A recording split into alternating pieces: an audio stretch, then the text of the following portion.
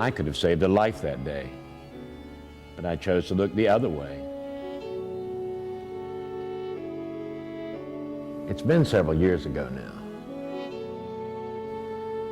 There were several things that led up to what happened. I guess you could say the real story began about 6 months before. I'd been with the company by that time less than a year.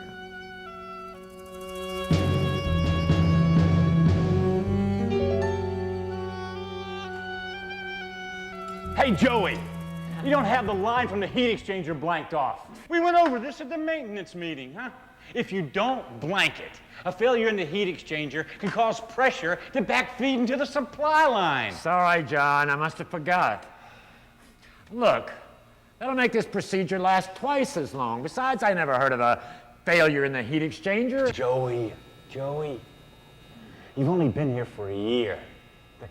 There are things you don't know. Okay. And just so you do know, a heat exchanger did fail in the Windsong plant. And if that had happened here, you'd have a face full of high-pressure steam right now.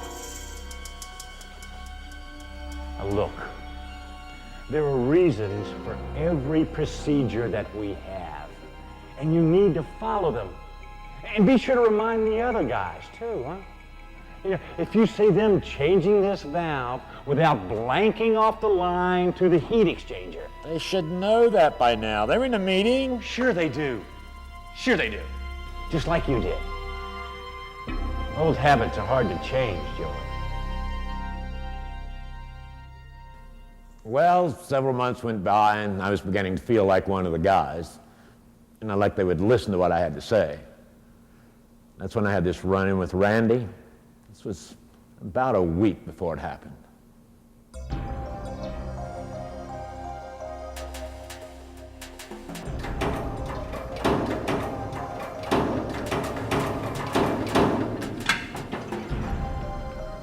Hey, Randy, you got to use the bonding wire, buddy.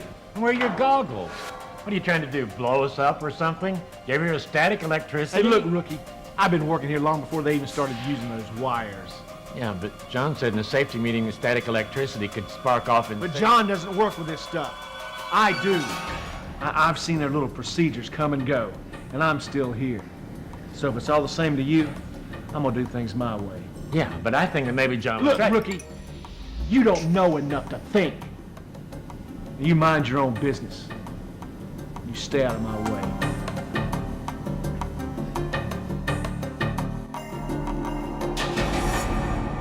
I still remember how low I felt after that conversation.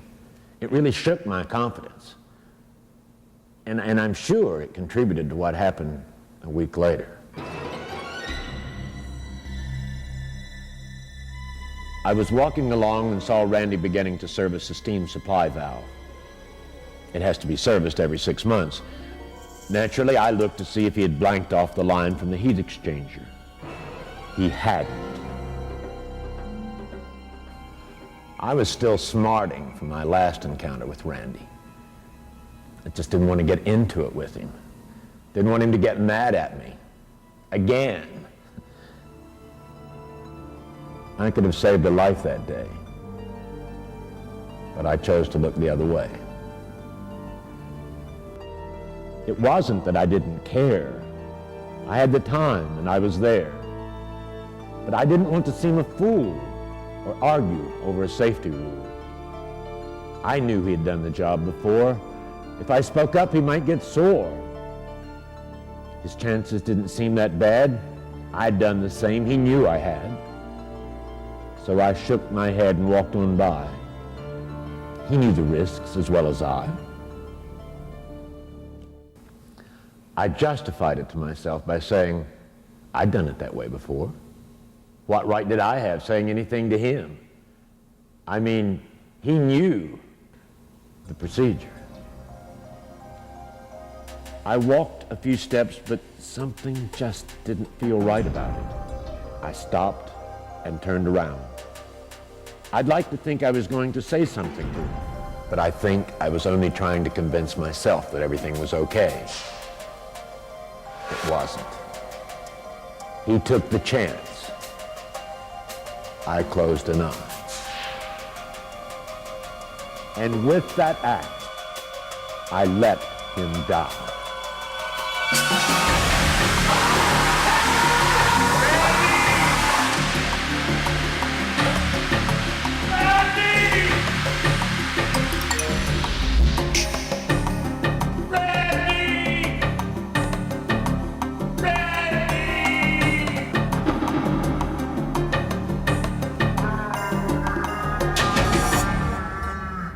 I could have saved a life that day, but I chose to look the other way.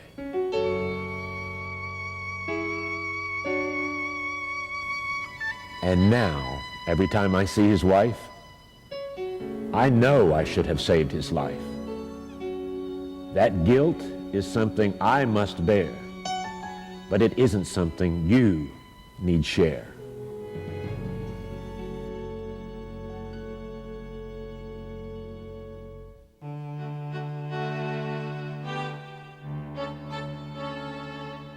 Now, I make it a point to speak up every time I see people put themselves in unsafe situations. Not to criticize people, although some people take it that way, but because I truly don't want them to get hurt. Some of the newer guys get mad from time to time. I don't mind. But the older guys, the ones that knew Randy, they understand why I do it. In fact, they've started speaking up also, and it's starting to rub off on others. Just the other day, someone reminded me to put on a face shield. He didn't know me or Randy. He just knew I needed to wear it. And he wasn't afraid to say so. I made a point of thanking him for reminding me, because that's the kind of concern our safety program needs to reach the next level. I'm truly sorry that someone had to die before we realized it. If you see a risk that others take that puts their health or life at stake, the question asked or thing you say could help them live another day. If you see a risk and walk away, then hope you never have to say, I could have saved a life that day, but I chose to look the other way.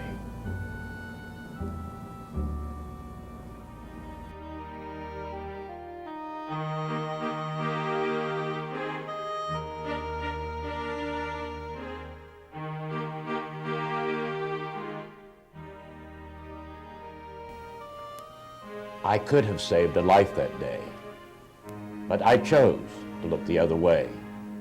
It wasn't that I didn't care. I had the time, and I was there. But I didn't want to seem a fool or argue over a safety rule. I knew he had done the job before. If I spoke up, he might get sore. The chances didn't seem that bad.